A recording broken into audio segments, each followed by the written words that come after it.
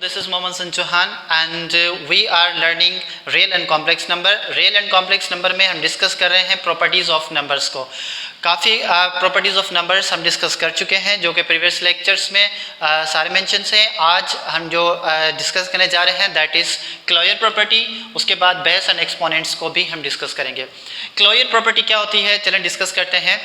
Closure property में ये होता है कि हम किसी भी सेट्स में से, ठीक है, ये हमारे पास नंबर्स के जो है सेट्स हैं, ठीक है. अब इन नंबर्स में से किसी भी नंबर्स में से कोई भी दो नंबर्स हम चूज़ करेंगे, ठीक है. फॉर एग्जांपल मैं इन नेचुरल नंबर्स में से दो नंबर्स चूज़ कर रहा हूँ दैट इज़ 2 and 5, ठीक है. इन 2 और 5 नंबर्स 2 and 5 में मैं कोई बाइनरी रिलेशन, बाइनरी ऑपरेशन यहाँ पे अप्लाई करूँगा. बाइनरी ऑपरेशन का मतलब होता है कोई भी हम प्रोसेस करेंगे एडिशन, मल्टीप्लिकेशन या फिर सब्ट्रैक्शन का. उसके बाद जो हमारे पास रिजल्ट आना चाहिए वो उसी सेट में से उसी नंबर का रिजल्ट आएगा, तो उसको हम कहते हैं क्लोजर प्रॉपर्टी. अब कैसे, मिसाल के तौर पे हमारे पास मैंने ये 2 और 5 नंबर लिए हैं. किस सेट में से लिए हैं? नेचुरल नंबर के सेट में से मैंने 2 और 5 नंबर्स जो है वो लिए हैं, ठीक है. अब इनमें मैं जो है प्लस एडिशन का ऑपरेशन यहाँ पे अप्लाई करता हूँ, तो 2 और 5 कितने होते हैं? 7 होते हैं, ठीक है. अब ये 7 नंबर यहाँ पे जो रिजल्ट आया है हमें यहाँ पे फोकस करना है. ये जो 7 नंबर है, क्या ये 7 नंबर नेचुरल नंबर में भी मौजूद है या नहीं है? जी हाँ, 7 नंबर जो है ना वो नेचुरल नंबर में भी मौजूद होता है, ठीक है. तो हम कहेंगे कि ये जो ऑपरेशन हमने अप्लाई किया है 2 + 5 फ्रॉम द नेचुरल नंबर्स, ये क्लोजर प्रॉपर्टी है नेचुरल नंबर्स की, ठीक है. यानी कि कोई भी हम दो नंबर्स लेंगे किसी भी सेट में से और उनके दरमियान कोई भी ऑपरेशन हम करवाएंगे और उस ऑपरेशन के बाद जो रिजल्ट आता है वो रिजल्ट भी उसी नंबर का आना चाहिए, उसी सेट का आना चाहिए. तो फिर हम कहते हैं कि ये जो है क्लोजर प्रॉपर्टी है, ठीक है. नेक्स्ट देख लेते हैं. मिसाल के तौर पे फिर मैं जो है नेचुरल नंबर्स में से कोई एक और ऑपरेशन ले लेता हूँ. मैं यहाँ पे लेता हूँ 5 and 4 ले लेता हूँ, ठीक है. अब 5 और 4 में से मैं माइनस को जो है निकालता हूँ. 5 और 4 का माइनस जो है ऑपरेशन करवाते हैं, सब्ट्रैक्शन करवाते हैं. तो 5 में से 4 डिलीट करेंगे तो हमारे पास यहाँ पे 1 बचेगा. क्या 1 जो है वो नेचुरल नंबर में एग्जिस्ट करता है? जी हाँ, 1 नेचुरल नंबर में एग्जिस्ट करता है. तो ये हमारी क्या होगी? क्लोजर प्रॉपर्टी हो गई, ठीक है. अच्छा, फिर डिफरेंट ऑपरेशन से हम देखेंगे कि क्या ये नंबर जो है इन ऑपरेशंस के थ्रू जो है हम ये जो है बिलोंग करता है या नहीं करता है, ठीक है. अब मिसाल के तौर पे मैंने यहाँ पे 2 × 3 ले लेता हूँ, ठीक है. अब यहाँ पे मल्टीप्लिकेशन के प्रोसेस हम कर रहे हैं, यही नंबर्स मैंने नेचुरल नंबर्स में से लिए हैं, ठीक है. अब नेचुरल नंबर में 2 × 3 = 6. क्या ये 6 नेचुरल नंबर में जो है एग्जिस्ट करता है? जी हाँ, बिल्कुल करता है. तो इस नंबर को हम क्या कहेंगे? It is a closure property of the natural numbers, ठीक है. इस तरह से पूरे ये जो भी सारे सेट्स हैं इन्हीं में से हम किसी भी सेट में से दो नंबर लेंगे और उन्हीं दो नंबर्स का जो आंसर आना चाहिए उसी सेट का होना चाहिए, तो हम इसको बोलते हैं क्लोजर प्रॉपर्टी. अदरवाइज जो है ना वो क्लोजर प्रॉपर्टी नहीं होती है, ठीक है. अब देखिए, मिसाल के तौर पे मैं यहाँ पे किसी भी यहाँ पे इवन नंबर्स में से दो नंबर्स की जो है मैं ले लेता हूँ, ठीक है. अब यहाँ पे मैं 4 + 6 ले रहा हूँ, ठीक है. इवन नंबर्स में से 4 और 6 का एडिशन का प्रोसेस करवा रहा हूँ, तो यहाँ पे मेरे पास आंसर आ रहा है 10. तो हम इस 10 को देखेंगे, क्या यही 10 जो है वो इवन नंबर में एग्जिस्ट करता है या नहीं करता है? इवन नंबर आता है या नहीं आता है? तो 10 जो है वो इवन नंबर में आता है, एग्जिस्ट करता है. तो इसको हम क्या कहेंगे? It is a closure property of the even number, ठीक है. विद रिस्पेक्ट टू एडिशन नाम भी देंगे जो ऑपरेशन यहाँ पे हम अप्लाई करते हैं, ठीक है. अब यहाँ पे मिसाल के तौर पे मैं 8 और 8 + 10 में यहाँ पे करता हूँ, तो इसको मैं देख लूँ 8 + 10 कितना होता है? 18. तो देखें क्या ये इवन नंबर है? जी हाँ, it is a even number, ठीक है. तो इवन नंबर है तो हम क्या कहेंगे? It is a closure property of a even number with respect to addition, ठीक है. इसी तरीके से मैं यहाँ पे इवन नंबर्स में से अगर 2 × 6 करूँ तो 2 × 6 कितना होता है? 12 आता है, ठीक है. तो क्या 12 जो है वो इवन नंबर में एग्जिस्ट करता है? जी हाँ, 12 नंबर इवन में एग्जिस्ट करता है. तो हम इसको क्या कहेंगे? It is a closure property of even number with respect to multiplication, ठीक है. किसी भी ऑपरेशंस में से किसी भी सेट्स में से दो नंबर लेंगे उन नंबर को हम जो है ऑपरेशन करवाएंगे और ऑपरेशन की जो रिजल्ट आएगी उसको हम देखेंगे कि वाकई में वो उसी सेट से रिलेटेड है या नहीं है। अगर है तो फिर हम इसको क्या कहेंगे, it is a closure property. ठीक है, तो हम यहाँ पे बिलोंग की साइन यूज़ करेंगे। नेचुरल नंबर जो है 7 जो है ना वो बिलोंग करता है नेचुरल नंबर से। ठीक है, 1 जो है ना वो बिलोंग करता है नेचुरल नंबर से, 6 जो है ना वो बिलोंग करता है नेचुरल नंबर से। यहाँ से हमने इवन नंबर्स की ली थी तो हम यहाँ पे इवन नंबर लिखेंगे। ठीक है, belongs to even numbers and belongs to even numbers. तो क्लोजर प्रॉपर्टी जो होती है हमें इस तरह से जो है रिकॉग्नाइज करते हैं कि जो ऑपरेशन अप्लाई हो रहा है उस ऑपरेशन के बाद जो रिजल्ट आ रहा है वो रिजल्ट, अच्छा सबसे पहले देखेंगे कौन से नंबर्स का जो है ना ऑपरेशन किया जा रहा है। ठीक है, उन दो नंबर्स के बाद जो रिजल्ट आएगा हम देखेंगे क्या वही रिजल्ट उसी सेट में से आ रहा है, तो फिर हम उसको क्लोजर प्रॉपर्टी कहेंगे। ठीक है, अच्छा अब ये तो सारे जो है डिफरेंट सेट्स के मैंने यहाँ पे ऑपरेशन कर दिए। अब यहाँ पे हम देखते हैं रियल नंबर्स। रियल नंबर्स की जो क्लोजर प्रॉपर्टी है वो हम किस तरह से डिफाइन करते हैं, किस तरह से पहचानते हैं। अब रियल नंबर का मतलब क्या होता है, ये सारे जो भी नंबर्स हैं इनको हम क्या बोलते हैं, रियल नंबर्स। ठीक है, अब देखें मिसाल के तौर पे मेरे पास एक नंबर में यहाँ से रेशनल में ले लेता हूँ 1/4। ठीक है, it is a rational number. अब ये रैशनल नंबर है तो एक नंबर में यहाँ नेचुरल नंबर से ले लेता हूँ +1। ठीक है, अब इसको मैं सॉल्व करूँ तो आंसर मेरे पास क्या आना चाहिए, मेरे पास रियल नंबर आना चाहिए और वो रियल नंबर जो है ना वो क्या कहलाएगा, क्लोजर प्रॉपर्टी कहलाएगा। ठीक है, अब इसको अगर हम सॉल्व करेंगे तो कैसे, यहाँ पे हम इसको 1 कंसीडर करते हैं। ठीक है, एज अ रेशनल। तो इसको जब हम सॉल्व करेंगे तो 4 की जो है हम एलसीएम निकालेंगे तो 4 की एलसीएम हमारे पास क्या आती है, 2 2 2 1। ठीक है, 2 × 2 तो इसकी एलसीएम जो होती है ना वो 4 ही आ जाएगी। इसको मजीद सॉल्व करेंगे तो 4 1 जा यहाँ पे 4 आ जाएगा और ये यहाँ पे 1 ही आएगा, यहाँ पे 4 आएगा तो ये 4 से मल्टीप्लाई हो जाएगा तो ये यहाँ पे 4 और 1 1 जा 1, 4 4 जा ये 5/4 आएगा। ठीक है, अब ये जो रिजल्ट आया है, ये जो नंबर आया है, ठीक है, क्या ये नंबर जो है वो रियल नंबर है?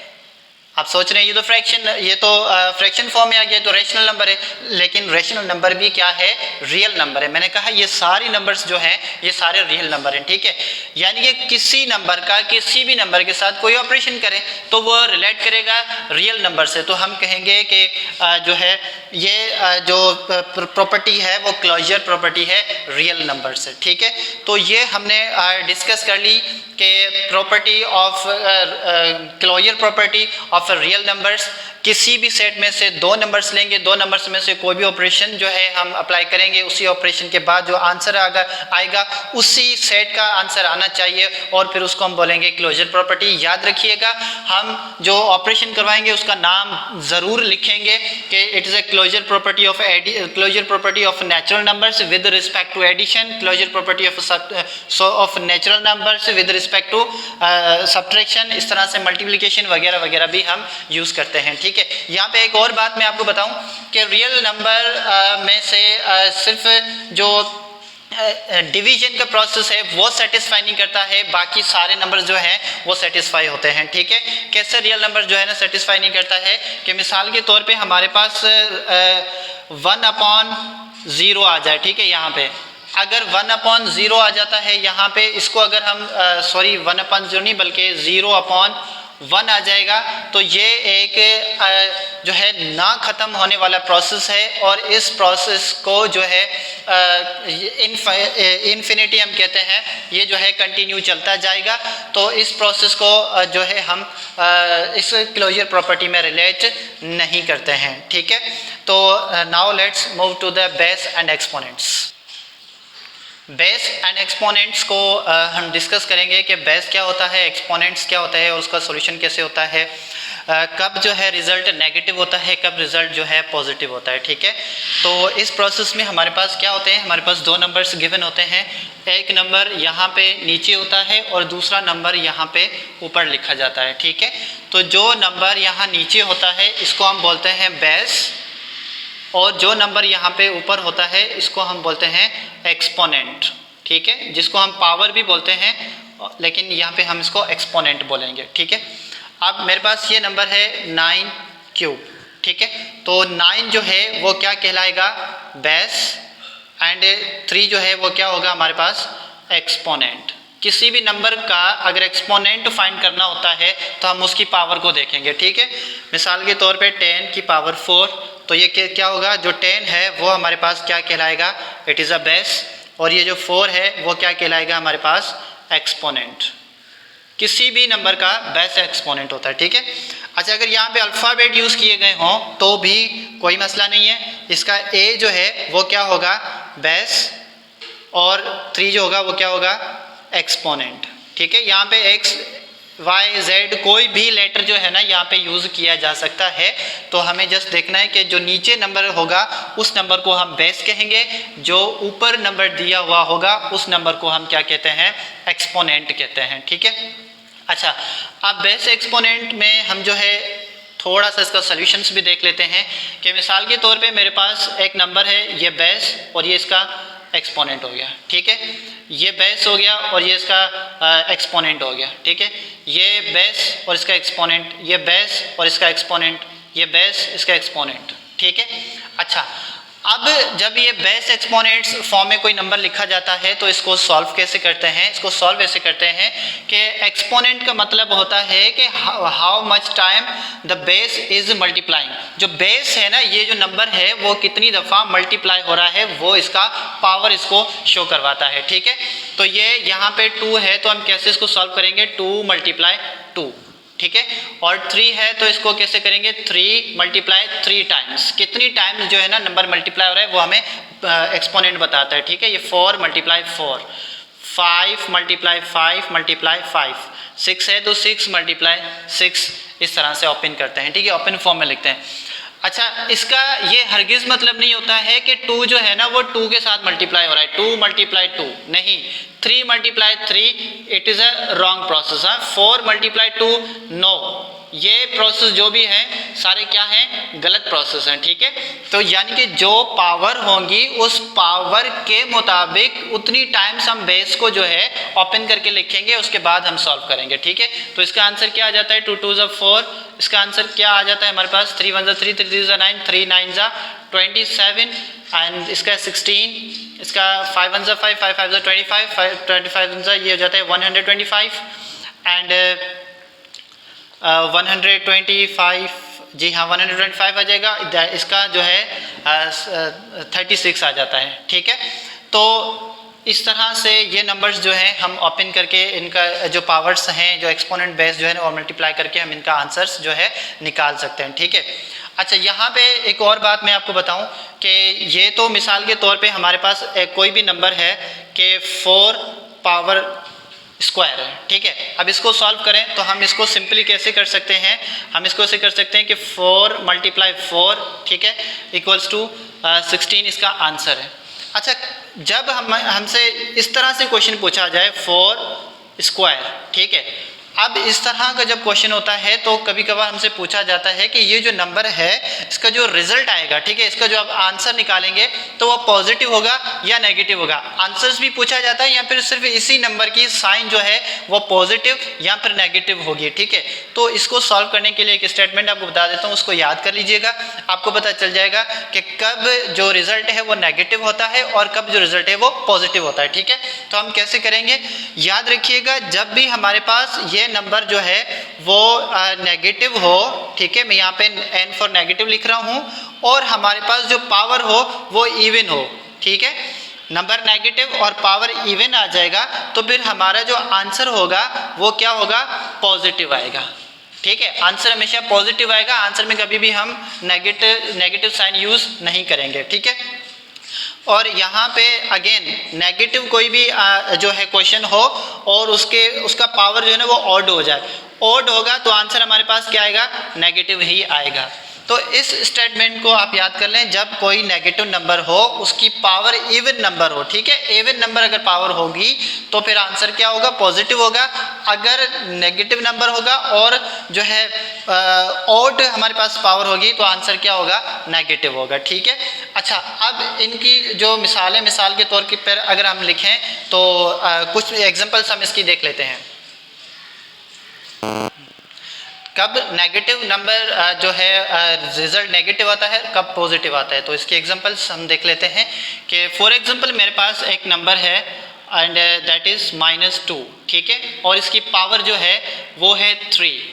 तो अब इसका आंसर क्या आएगा? अगर पूछा जाए क्वेश्चन में, एग्जाम में अक्सर तौर पे जो है एमसीक्यूज में से क्वेश्चंस पूछे जाते हैं, तो क्या आएगा? पावर को हम देखेंगे ना, यहाँ पे पावर क्या है? ऑड नंबर है, ठीक है, तो इसका आंसर नेगेटिव आ जाएगा, ठीक है।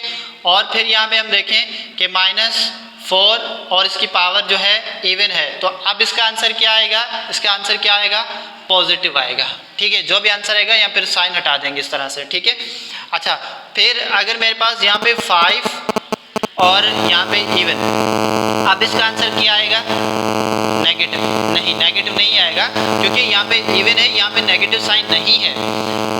जब यहाँ पे इवन पावर होगी तो नेगेटिव साइन हम यहाँ पे ज़बरदस्ती पुट नहीं करेंगे, जब यहाँ पे नेगेटिव साइन होगा, ठीक है। अगर यहाँ पे ऑलरेडी नंबर पॉजिटिव है तो इसका आंसर भी पॉजिटिव ही आएगा, ठीक है। अगर नंबर यहाँ पे माइनस है, कोई भी नंबर हो यहाँ पे, और यहाँ पे माइनस साइन है, तब हम जो है पावर को देकर डिसाइड करेंगे कि इसका जो आंसर वो पॉजिटिव आना है, यहाँ पे नेगेटिव आना है, ठीक है। अब यहाँ पे मैं इसकी जो है इस तरह से लिख लूँ तो फिर क्या आंसर आएगा इसका? 100 इज अ इवन नंबर, तो इसका आंसर क्या आएगा? पॉजिटिव आएगा, ठीक है। अब इस तरीके से अगर मेरे पास 12 है और 101 पावर है इसकी, यहाँ पे नेगेटिव साइन दूंगा तो आंसर क्या आएगा हमारे पास? नेगेटिव आएगा, ठीक है। सो आई होप कि आपको क्लोजर प्रॉपर्टी, बेस एक्सपोनेंट्स और इसके सॉल्यूशंस एंड आंसर्स, कभी जो नेगेटिव होता है कब पॉजिटिव होता है, आपको समझ में आ चुका होगा। मिलते हैं नेक्स्ट लेक्चर में। Thank you very much.